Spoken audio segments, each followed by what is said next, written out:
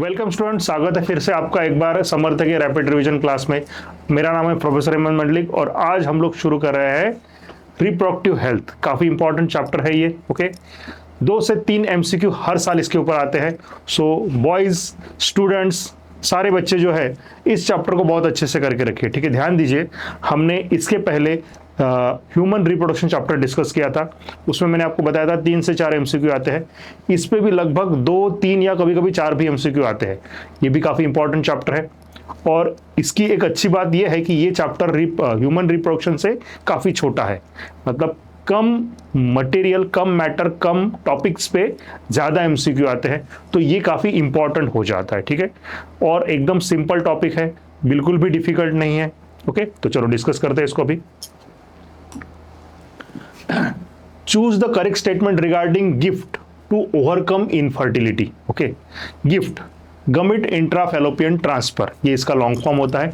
इसके रिगार्डिंग क्या करेक्ट है वो अपने को आइडेंटिफाई करना है। ठीक है, ova collected from female donor are transferred to the uterus of an infertile female. Okay, ova collected from female, gift में हम लोग क्या करते हैं, गमिट इंट्राफेलोपियन ट्रांसफर। ठीक है, तो एक जो इनफर्टाइल फीमेल है उसके फेलोपियन ट्यूब में हम लोग क्या करते हैं, ओवम को ट्रांसफर करते हैं। तो ये स्टेटमेंट बच्चों क्या है, सही है।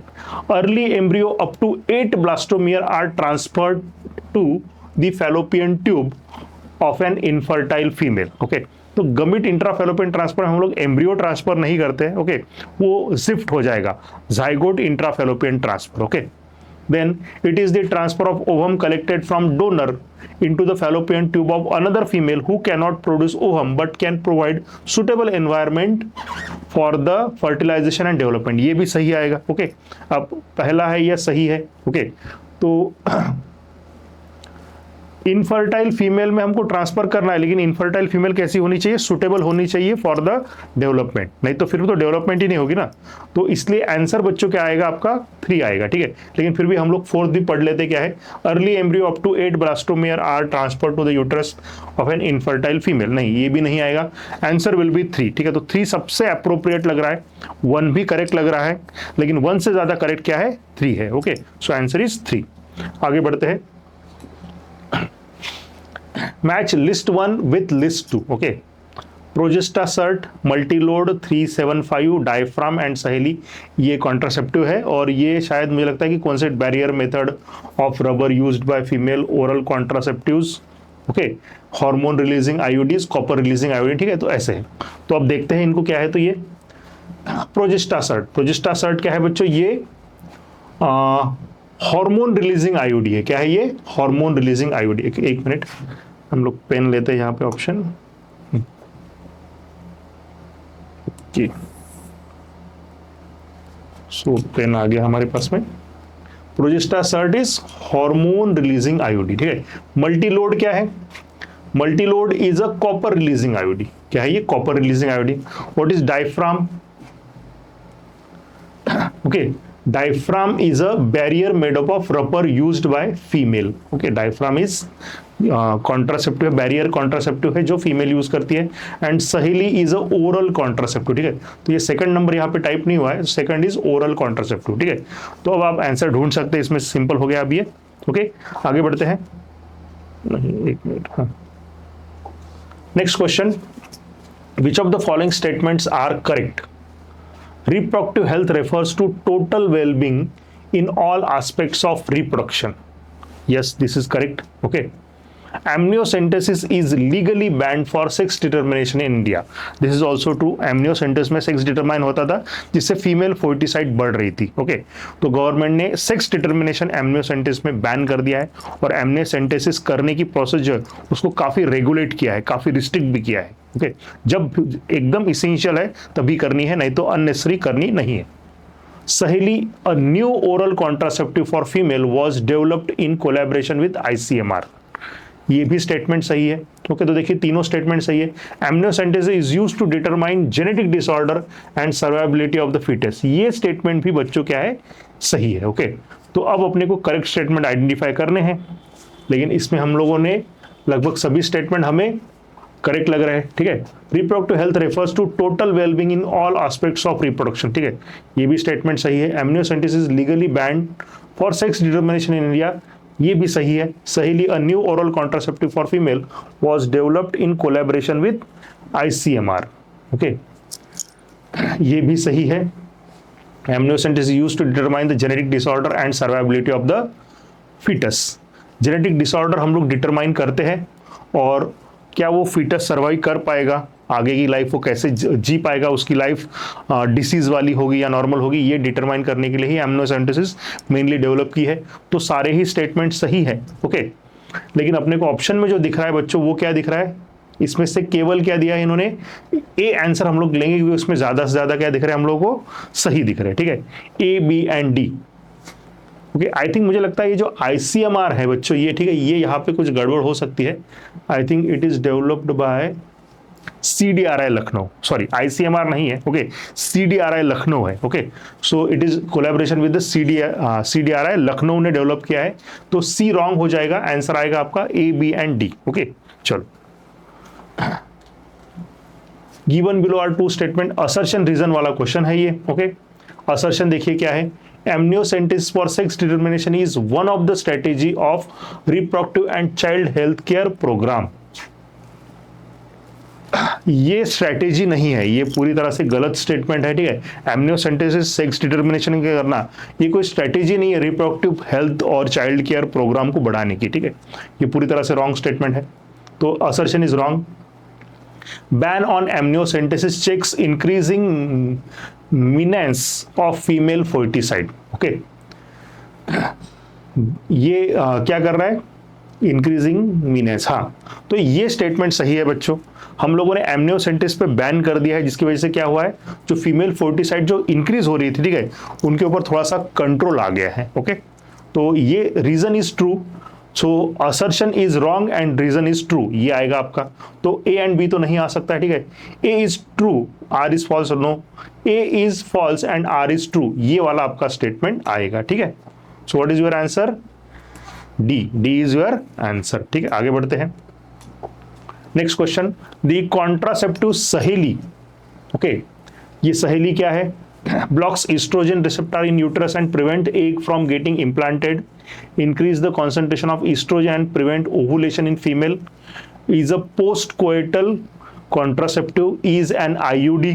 तो क्या आएगा इसमें से, सहेली इज अ, ये क्या करती है, ईस्ट्रोजन का कॉन्सेंट्रेशन बढ़ा देती है, जिसकी वजह से क्या होता है, ओवुलेशन प्रिवेंट होता है, ठीक है। तो answer will be B, B answer आएगा आपका बच्चों। नेक्स्ट क्वेश्चन देखते हैं, in context of amniocentesis which of the following statement is incorrect, कौन सा गलत है। It is usually done when female is between 14 to 16 week of pregnant, नहीं, रॉन्ग है ये, ठीक है। ये काफी जल्दी किया जाता है, लगभग 2 to 4 वीक में ही ये किया, सॉरी 4 to 6 वीक में ही ये किया जाता है, जल्दी से 3 मंथ के पहले, ठीक है, फर्स्ट ट्राइमेस्टर में ही एमनियोसेंटेसिस करना अच्छा होता है। It is used for prenatal sex determination, yes, amniocentesis के लिए यूज किया जाता है। It can be use for detection of down syndrome, yes, ये करेक्ट है। It can be use for detection of cleft plate, yes, ये भी एक डिसऑर्डर है, क्लेफ्ट प्लेट, डाउन सिंड्रोम भी इस डिसऑर्डर, ऐसी जो डिसऑर्डर्स है इनको डिटेक्ट करने के लिए यूज किया जाता है, ओके। सो 14 to 16 वीक जो लिखा है बच्चों, 14 वीक मतलब कितना हो गया ये, 3.5 मंथ के बाद कह रहा है, ठीक है। सो ये नहीं होगा, ठीक है, 3-4 मंथ के बाद में ये नहीं करते, it is not safe. So answer will be A, A आपका आंसर आएगा। Next question, which of the following is not a natural traditional contraceptive method. Natural traditional contraceptive method मतलब जिसमें कोई भी हम लोग मटेरियल या इंस्ट्रूमेंट या कोई भी डिवाइस यूज नहीं करते, उसे कहते हैं नेचुरल मेथड और traditional method. Coitus interruptus, yes, it is a traditional method. Periodic abstinence, ये भी नेचुरल मेथड है।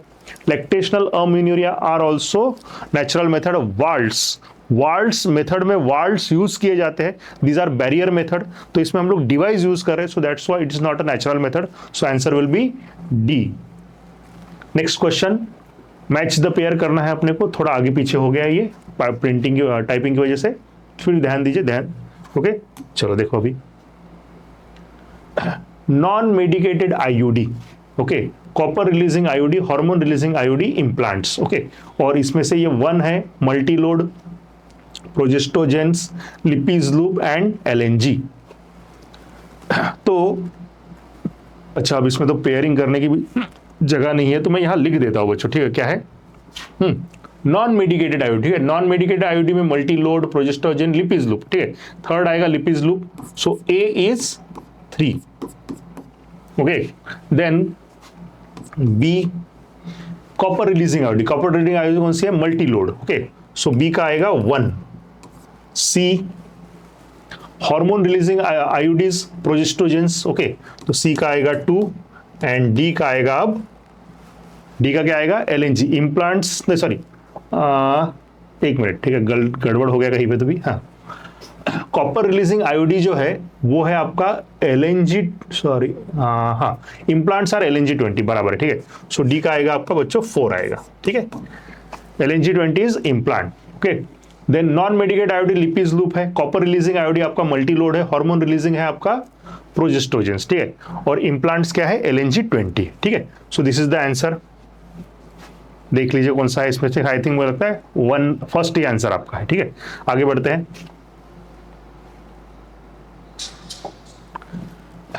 मैच द फिर से आ गया है। ओके, वही क्वेश्चन रिपीट हो गया, ठीक है, नो प्रॉब्लम, वही प्रिंट हो गया फिर से। वैसेक्टोमी, ओके, फिर से मैच द पेयर आ गया है। मैच द पेयर देखते हैं अपन अभी। Vasectomy, coitus interrupt, cervical cap, सहेली। तो ये सारे क्या है? मेथड्स है। Oral method, barrier method, surgical method, natural method. कौन सी मेथड है वो देखना है अपने को। Vasectomy is a surgical method, ठीक है, तो क्या आएगा? 3 आएगा। Coitus interruptus is a natural method. Okay, cervical cap क्या आएगी? बैरियर मेथड, एंड सहेली इज अ ओरल मेथड, ठीक है। थोड़ा आगे पीछे हो गया है, आंसर देख लीजिए आप लोग। चलो आगे बढ़ते हैं। Lippis loop is a type of contraceptive used as, what is Lippis loop?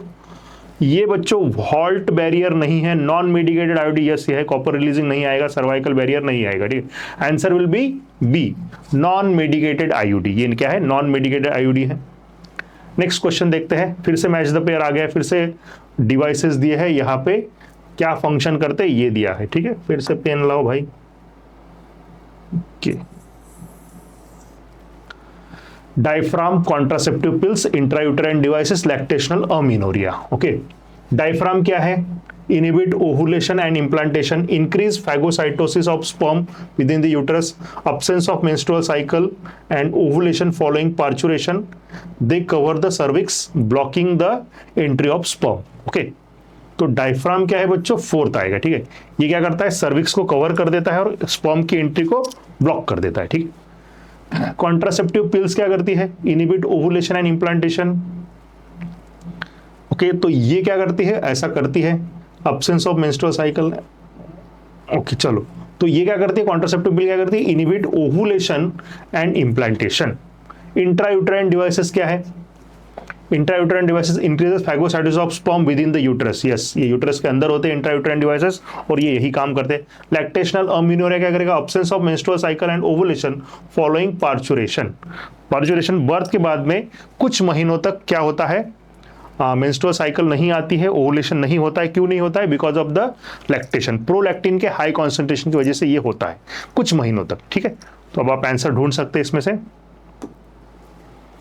Next question की तरफ बढ़ते हैं। विच of the following is not a intra uterine device? कौन सा आईओडी नहीं है? प्रोजेस्टासर्ट, ओके, नॉट ना, हाँ, प्रोजेस्टासर्ट, प्रोजेस्टोजेन, जेंस multiload, Lippes loop. Okay, so answer will be progestogens. क्या आएगा? बी आंसर आएगा, प्रोजेस्टोजेंस। तो ये क्या है? इंट्रायूटेराइन डिवाइसेस नहीं है। IUDs are small object made up of plastic or copper that are inserted into uterine cavity. Which of the following statement are correct? तो IUD के बारे में उन्होंने बोला है कि कौन सा सही है, गलत है। IUD decreases phagocytosis of sperm within the uterus. Decrease नहीं करती है, इंक्रीज करती है। तो हमें क्या करना है बच्चों? करेक्ट स्टेटमेंट आइडेंटिफाई करना है। ओके, तो फिर से पेन लेंगे हम लोग। ये जो फॉर्मेट है मैंने नया लगाया है, ठीक है, मुझे लगता है ये सही नहीं है, पुराना ही अपना फॉर्मेट सही था। इसमें हर बार मुझे पेन सिलेक्ट करना पड़ रहा है। IUD डिक्रीजेस, तो ये बच्चों क्या आएगा? गलत आएगा। The released copper ion suppresses the sperm motility, ये स्टेटमेंट सही है। IOD do not make the cervix hostile to the sperm, do not make ये रॉन्ग आएगा, make hostile. IOD suppress the fertilisation capacity of the sperm, ये भी statement सही है, उसकी फर्टिलाइजेशन करने की जो कैपेसिटी है उसको डिक्रीज कर देते हैं। IODs require surgical intervention for their insertion in the uterine cavity, no surgical intervention नहीं लगता है, नॉन सर्जिकल इंटरवेंशन से ही हो जाता है, ठीक है, no need to do the surgery, तो ये रॉन्ग आएगा बच्चों, सॉरी गलत आएगा वो, ओके। तो हमको क्या बोला है, करेक्ट अबाउट आईओडी पूछा है, तो करेक्ट कौन से है बच्चों, दो ही आए हैं, second and fourth, okay. So second fourth वाला कौन सा है, ये डी इज योर आंसर। आगे बढ़ते हैं, मैच द पेयर फिर से आ गया है, इसमें बहुत सारे मैच द पेयर लग रहे हैं मुझे। Vault, IUD, vasectomy, tubectomy, entry of sperm through cervix is blocked, removal of vas deferens, phagocytosis of the sperm within the uterus, removal of fallopian tubes. Vault क्या करते हैं, entry of sperm through cervix, ठीक है, तो ये बंद कर देते हैं, ओके। सो फिर से पेन लेना पड़ेगा हर बार, इस बार ये थोड़ा ज्यादा ही मतलब क्या हो रहा है, हेक्टिक हो रहा है। वर्ल्ड का वन ही आएगा। आईयूडीज, आईयूडी क्या करती है, phagocytosis of sperm within the uterus, ये करती है। देन वैसेक्टोमी क्या करेगा, vasectomy removal of vas difference, okay, तो ये आएगा। Tubectomy removal of fallopian tube, तो ये आपका आंसर्स आएंगे, ठीक है। आगे बढ़ते हैं, which one of the following is an example of hormone releasing IUD, okay. कौन सा हार्मोन रिलीजिंग का है, आईयूडी, कॉपर टी, कॉपर से, तो LNG-20 ये क्या है, हार्मोन रिलीजिंग आईयूडी है बच्चों, ठीक है, C is the answer. Which of the following is correct statement? IUD suppresses gametogenesis. IUDs once inserted need not be replaced. कौन सा आईयूडी सप्रेसेस गमेटोजेनेसिस, गमेटोजेनेसिस को सप्रेस नहीं करती है, ठीक है, याद रखिए। गमेटोजेनेसिस फीमेल में ओवरी में होती है, आईयूडी यूट्रस में होती है। वो फर्टिलाइजेशन को प्रिवेंट करने की कोशिश करेंगे, इम्प्लांटेशन को प्रिवेंट करने की कोशिश करेंगे, लेकिन गमेटोजेनेसिस में वो कोई रोल प्ले नहीं करते हैं, ठीक है, आईयूडी। तो याद रखना ये स्टेटमेंट बच्चों क्या है, रॉन्ग हो गया है।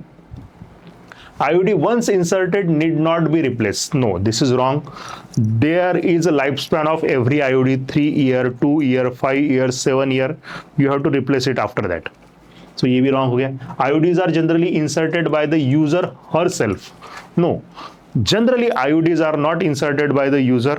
Okay, it requires some specialized person like doctor, nurse or healthcare professional. Okay, so ये ऐसा नहीं होता है, ठीक है। Self insertion is not possible in case of IUDs, because uterus के अंदर डालना, ठीक है, vagina, cervix and then uterus, ठीक है, तो काफी अंदर तक इंसर्ट करना होता है। सो सेल्फ इंसर्शन या self use is not possible, ठीक है। इवन अगर कोई डॉक्टर भी है तो वो भी नहीं कर पाएगा, ठीक, खुद का, ओके। अगर कोई फीमेल डॉक्टर है तो वो भी खुद भी क्या कर सकती है, इंसर्ट करना उसके लिए डिफिकल्टी होगा। IUD increases phagocytosis of sperm in the uterus. This statement is correct, ठीक है, वो phagocytosis increase कर देती है sperm की। नेक्स्ट क्वेश्चन देखते हैं, Which of the following contraceptive method do involve a role of hormone? Okay, तो किस में हार्मोन का रोल इन्वॉल्व है, lactational amenorrhoea, pills, emergency contraceptive. Pills और इमरजेंसी में हार्मोन यूज होते हैं, लैक्टेशनल अमीनोरिया में हम लोग कोई हार्मोन यूज नहीं करते, ये नेचुरल मेथड है, ठीक है, तो ये नहीं आएगा। Barrier method, lactational amenorrhoea, pills, barrier method में भी हार्मोन नहीं होते हैं, लैक्टेशनल अमीनोरिया में हार्मोन नहीं होते, पिल्स में होते हैं। Copper T, pills, emergency contraceptive, pills और इमरजेंसी कॉन्ट्रासेप्टिव में हार्मोन होते हैं, कॉपर टी में हार्मोन नहीं होता है। Pills, emergency contraceptive and barrier method, okay okay. इन्होंने क्या कर दिया है, सब में ही क्या लगा दिए है, हार्मोन, ओके। बैरियर मेथड जो याद रखना बच्चों, देखिए ध्यान दीजिए, सब में कोई ना कोई ऐसा है जो हार्मोन रिलीजिंग नहीं है, सब में, ठीक है। इसमें भी हार्मोन, लैक्टेशनल अमीनोरिया में भी हार्मोन हम लोग यूज नहीं करते हैं, बैरियर मेथड में भी हार्मोन यूज नहीं होता है, यहाँ पे भी बैरियर मेथड है, यहाँ पे कॉपर टी है, कॉपर टी में हार्मोन नहीं होता, कॉपर होते हैं, ठीक है, हार्मोन नहीं होता है। तो अब कौन सा आंसर करेंगे, तो ध्यान दीजिए बच्चों, यहाँ पे क्या दिख रहा है, लैक्टेशनल अमीनोरिया। लैक्टेशनल अमीनोरिया में क्या होता है, हम लोग कोई हार्मोन यूज नहीं करते, लेकिन बॉडी में जो हार्मोन है वो वहाँ पे काम करता है, जैसे कि प्रोलैक्टिन जो है, जो मिल्क सिक्रेटिंग हार्मोन है, वो क्या करता है, वो वहाँ पे रोल प्ले करता है। तो यहाँ पे हार्मोन हम बाहर से तो नहीं ले रहे, लेकिन बॉडी उसको यूज कर रही है, बॉडी में जो हार्मोन बन रहा है उसको यूज किया जा रहा है बॉडी के द्वारा to prevent the ovulation. Okay, तो यहाँ पे हार्मोन इन्वॉल्व तो हो रहा है, नेचुरली हो रहा है, हम लोग नहीं कर रहे, यहाँ पे नेचुरली नहीं है, यहाँ पे हम लोग हार्मोन डाल रहे, यहाँ पे भी हम लोग हार्मोन डाल रहे बाहर से, ठीक है। तो यहाँ पे नेचुरली हो रहा है तो हार्मोन तो इन्वॉल्व हो रहा है, लेकिन यहाँ देखिए बैरियर मेथड में तो नेचुरली भी नहीं है और आर्टिफिशियली भी कोई भी हार्मोन इन्वॉल्व नहीं हो रहा है, ठीक है। कॉपर टी में भी कॉपर है, हार्मोन नहीं है। बैरियर मेथड में अगर हार्मोन नहीं है, तो ये तीन मैं यहाँ पे निग्लेक्ट कर सकता हूँ। आंसर मैं किसको सिलेक्ट करूंगा, ए को सिलेक्ट करूंगा, ठीक है। नेक्स्ट देखते हैं अभी, select the hormone releasing intrauterine device, IUD, ठीक है। हार्मोन रिलीजिंग करना है आपको, वाल्ट्स हार्मोन रिलीजिंग नहीं है, एलएनजी हार्मोन रिलीजिंग है, मल्टीलोड ये कॉपर रिलीजिंग है, प्रोजेस्टासर्ट ये हार्मोन रिलीजिंग है, ये कॉपर रिलीजिंग है। ओके, प्रोजेस्टासर्ट हार्मोन रिलीजिंग है, एलएनजी हार्मोन रिलीजिंग है, लिपिज लूप नॉन मेडिकेटेड है, मल्टीलोड कॉपर रिलीजिंग है। तो आंसर क्या आएगा आपका, सी आएगा बच्चों। Function of copper ion in copper releasing IOD is, copper releasing IOD में कॉपर क्या काम करता है, inhibit गमेटोजेनेसिस, no they do not affect the गमेटोजेनेसिस, ना वो स्पर्म की गमेटोजेनेसिस अफेक्ट करते हैं ना ओवम की करते हैं, ठीक है, ये रोल नहीं है। They make uterus unsuitable for implantation. Okay, copper releasing IOD unsuitable कर देते इम्प्लांटेशन के लिए, ये रोल हो सकता है। दे इनिबिट ओवुलेशन, नहीं तो ओवुलेशन भी इनिबिट नहीं करते। They suppress sperm motility and fertilising capacity of the sperm. Okay, ये भी स्टेटमेंट सही है। ओके, तो हम लोग कौन सा आंसर लेंगे, आंसर शुड बी कॉपर जो है, कॉपर रिलीजिंग आयोडीज जो है, तो ये मेनली काम करते हैं, they suppress the sperm motility. Copper is toxic for the sperm, copper में क्या है, स्पर्मिसाइडल प्रॉपर्टी होती है, तो वो स्पर्म की मोटिलिटी कम कर देता है, उसकी फर्टिलाइजिंग कैपेसिटी वो उसको वीक कर देता है। अब वीक स्पर्म जो है वो ओहम तक नहीं पहुंच पाएगा और फर्टिलाइजेशन नहीं कर पाएगा, ठीक है। आगे देखते हैं, विच of the following is a hormone releasing IOD, कौन सा हार्मोन रिलीजिंग आईओडी है, वही टाइप के क्वेश्चन आ रहा है, ठीक है, ध्यान दीजिए, इसी टाइप का करना है बस आपको। ये जो कॉन्ट्रासेप्टिव मेथड्स है ना चैप्टर में, यही है और यही आपको अच्छे से करना है। लिपिज लूप हार्मोन रिलीजिंग नहीं है, कॉपर 7 नहीं, एलएनजी यस, मल्टीलोड नहीं, तो आंसर क्या आएगा, सी आएगा आपका, LNG 20। Which of the following is incorrect regarding vasectomy, vas differentia is cut and tied, irreversible sterility, no sperm occurs in seminal fluid, no sperm occurs in epididymis। yes, vas difference जो है उसमें cut की जाती है, and Tide मतलब seal किया जाता है उसको, ये बराबर है। इरिवर्सिबल स्टेरिलिटी, यस इरिवर्सिबल है, रिवर्सिबल आप इसको नहीं कर सकते हो। No sperm occur in seminal fluid, yes semen जो है सेमाइनल फ्लूइड उसमें स्पर्म नहीं होता है। No sperm occur in epididymis, yes ये रॉन्ग है। ओके, इपीडायमिस में स्पर्म प्रेजेंट होगी, इपीडायमिस के बाद में आती है वास डिफरेंस, वास डिफरेंस को आपने ब्लॉक कर दिया कट करके, तो वास डिफरेंस के आगे स्पर्म नहीं जा पाएंगे, जो कट किया हुआ पार्ट है उसके अंदर नीचे और इपीडायमिस में स्पर्म बैठे रहेंगे। ओके, सो ये स्टेटमेंट जो है ना, नो स्पर्म ऑकर इन इपीडायमिस, ये पूरी तरह से रॉन्ग है। ओके, ये आपका आंसर आएगा डी। नेक्स्ट क्वेश्चन देखते हैं, बैरियर मेथड इंट्रायूटेराइन, बाप रे आगे पीछे हो गया क्या, नहीं आगे पीछे नहीं हुआ है, अब बस आपको क्या करना है उसका। Okay, which of the following approach does not give the defined action of contraceptive. Okay, barrier method prevent fertilisation, yes barrier method यही करती है, प्रिवेंट फर्टिलाइजेशन करती है, तो ये सही है। Intrauterine devices increases the phagocytosis, अच्छा ये डिवाइसेस वर्ड जो है ना वहां का है, यहाँ टाइप हो गया वो, increase phagocytosis of the sperm, suppress sperm motility and fertilisation capacity of the sperm, तो ये इंट्रायूटेराइन डिवाइसेस यही काम करते हैं, ये भी सही है। Hormonal contraceptive prevent retard entry of sperm, prevent ovulation and fertilisation. Okay, hormonal contraceptive क्या करते हैं बच्चों, ये काम करते हैं, बराबर है, ठीक है, वो रिटार्ड एंट्री ऑफ स्पर्म को रिटार्ड कर देते हैं हार्मोनल कॉन्ट्रासेप्टिव। ओके, क्योंकि क्या हो जाता है, हार्मोनल कॉन्ट्रासेप्टिव की वजह से यूट्रस का जो टेक्सचर है ना वो बदल जाता है, सरफेस बदल जाता है, जिसकी वजह से एंट्री ऑफ द स्पर्म जो है ना वो क्या हो जाती है, एक तरह से हिंडर्ड हो जाती है। प्रिवेंट ओवुलेशन, ओवुलेशन भी ये प्रिवेंट करते हैं और फर्टिलाइजेशन भी प्रिवेंट करने की कोशिश करते हैं, तो ये सही है। Vasectomy prevent spermatogenesis, vasectomy do not prevent the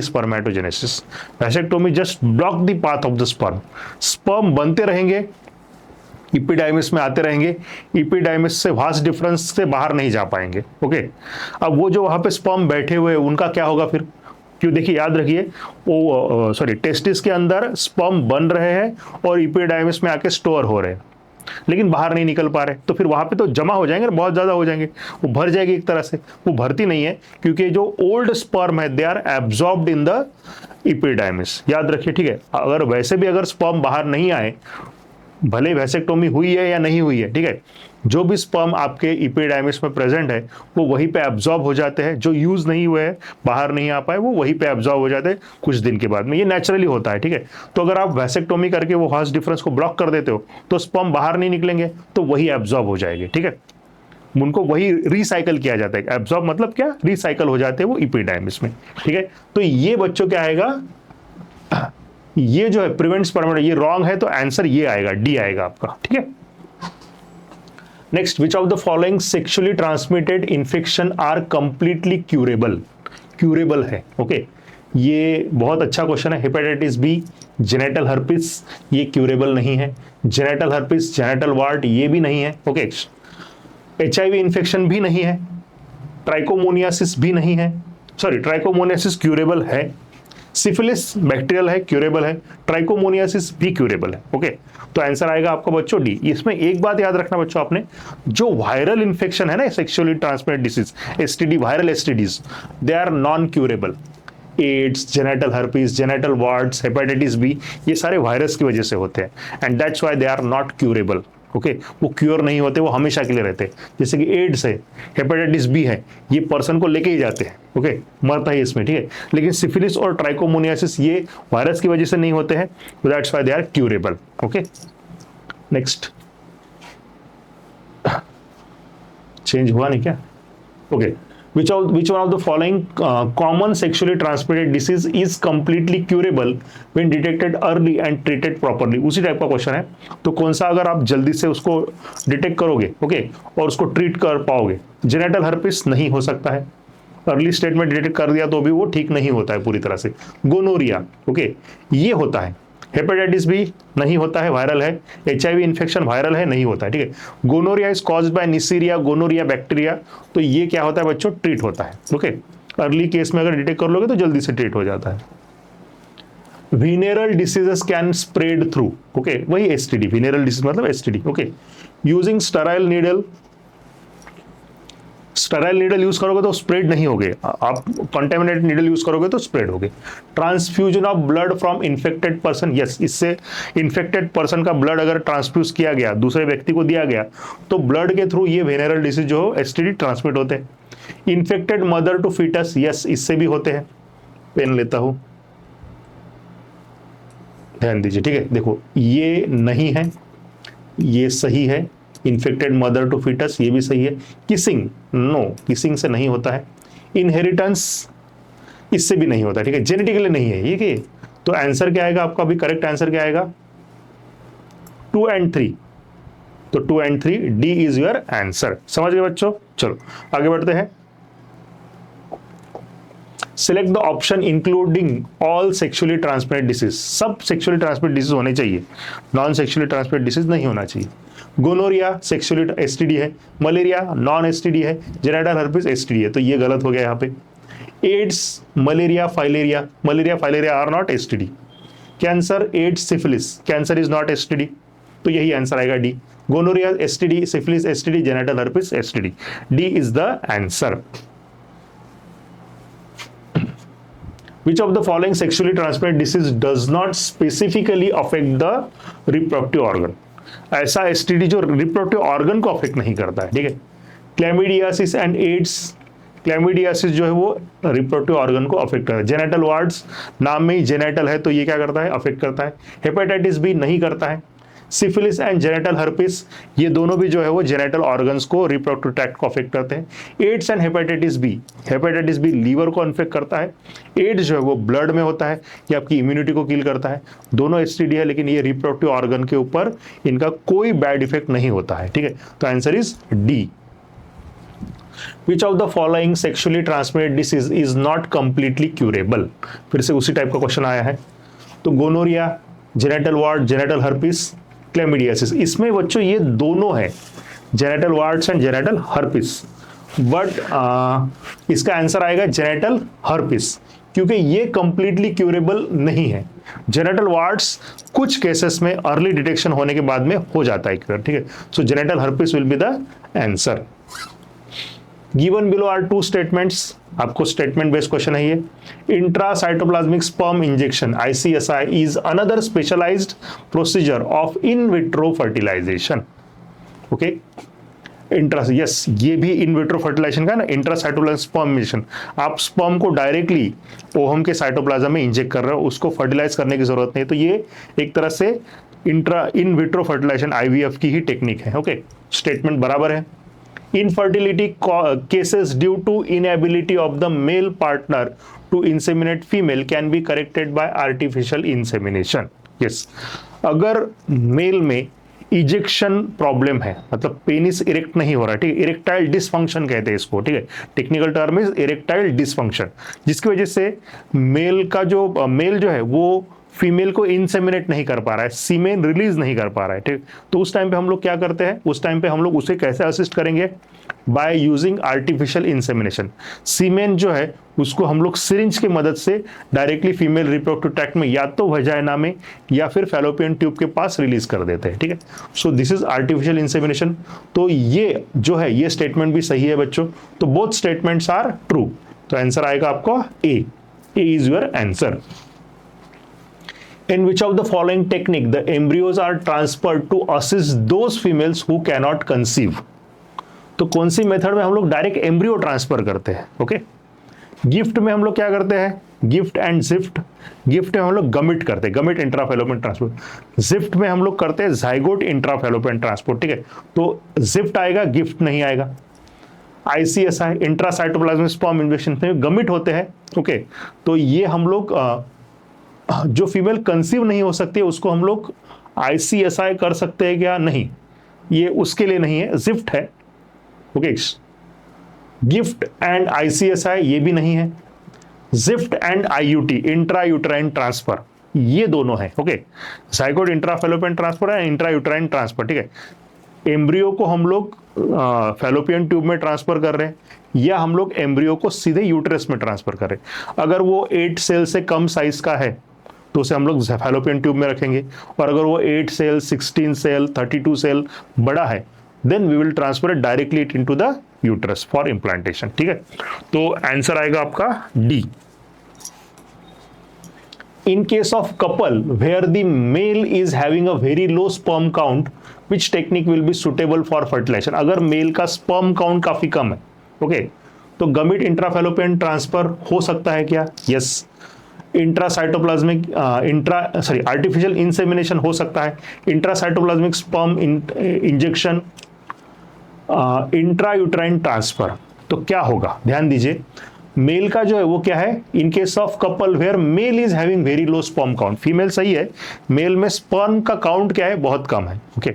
अब काउंट कम होने से क्या होगा, जो यहां पे सिर्फ उसने क्या बोला है, काउंट कम है, स्पर्म स्ट्रांग है या वीक है ये नहीं बताया, तो हम लोग उसे स्ट्रांग या कैपेबल ही समझेंगे। जस्ट क्या है, उनकी संख्या कम है। संख्या कम होने की वजह से वो वजाइना से लेके फैलोपियन ट्यूब तक, एम्पुलर स्टमक जंक्शन तक पहुंच नहीं पाएंगे, ठीक है। अगर वो वहां पे पहुंच गए किसी तरह से तो फर्टिलाइजेशन कर सकते हैं, लेकिन संख्या कम होने की वजह से वो वहां तक पहुंच नहीं पाएंगे, ये प्रॉब्लम है, राइट। अब इसका क्या सोल्यूशन आएगा, गमिट इंट्रासाइटोप्लाज्मिक फैलोपियन ट्रांसफर, ओके। अब ये इसमें इंट्रासाइटोप्लाज्मिक का क्या मीनिंग है ये नहीं समझ में आ रहा है मुझे, ठीक है। तो सॉरी, ये हाँ, गमिट गिफ्ट है ना ये, हाँ, गमिट इंट्रासाइटोप्लाज्मिक फैलोपियन ट्रांसफर। तो हम लोग गमिट को कहा कर रहे हैं, फैलोपियन ट्यूब में ट्रांसफर कर रहे हैं, ये हो सकता है। आर्टिफिशियल इंसेमिनेशन नहीं होगा, ये इरेक्टाइल डिस्फंक्शन के लिए होता है। इंट्रासाइटोप्लाज्मिक स्पर्म इंजेक्शन जब स्पर्म फर्टिलाइज नहीं कर पा रहा है तब होगा, ठीक है, फर्स्ट स्पर्म में कोई फॉल्ट है तो ये भी नहीं आएगा। इंट्रा यूट्राइन ट्रांसफर ये किसका होता है, एम्ब्रियो का होता है, मतलब पहले आपको IVF करना है और फिर एम्ब्रियो को ट्रांसफर करना है, तो ये नहीं आएगा। Answer will be A, okay. तो ए ही आएगा, gift. Embryo with more than 16 blastomere formed due to in vitro fertilisation is transferred into. Embryo क्या है, 16 ब्लास्टोमियर का है, वो इन विट्रो फर्टिलाइजेशन मतलब आपने टेस्ट ट्यूब बेबी बनाया एक तरह से, वो कहाँ आप ट्रांसफर करोगे, fimbriae, cervix, fallopian uterus, fallopian tube, obviously in uterus. तो आंसर आएगा सी। ओके, एक मिनट, सॉरी,